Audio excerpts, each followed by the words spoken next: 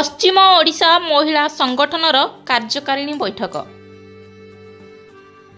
गत 30/6/2024 यादव भवन बलांगीर ठारे पश्चिम ओडिशा महिला महासंघर कार्यकारिणी बैठक सभानेत्री सबिता नंदଙ୍କ सभापतित्व समस्त सभावृंद उपस्थित रही किभली भाव में संगठन प्रथमे बलांगीर जिला एवं परवर्ती समय पश्चिम ओडिशा स्तर में सुदृढ़ करहब तार रूपरेख प्रस्तुति में मत पोषण करथिले।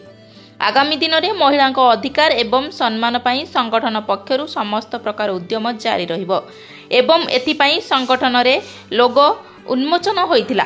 सेथिरे मो स्वाधीनता मो अधिकार नारा ग्रहण करागला। बैठक में मुख्य अतिथि भाव में विशिष्ट अर्थशास्त्र डॉक्टर परीक्षित चौहान, आत्मा संगठन सभापति धीमान ज्योतिष मुर्गी, सांस्कृतिक गवेषक धीमान तरणि सेन दीपक समेत संगठन सदस्य सीमाराणी गड़तिया, मुनकी कठार, प्रेमशिला साहू, जूली प्रधान, सबिता नाग, जसवंती रोहिदास, फूल भोई, संध्याराणी साहू, सस्मिता कुंभार, सुकांती प्रधान, सरोजिनी बरिया, रेपती गड़तिया, अर्णव भोई प्रमुख उपस्थित थिले। ब्यूरो रिपोर्ट 8 मल्लिक समाचार।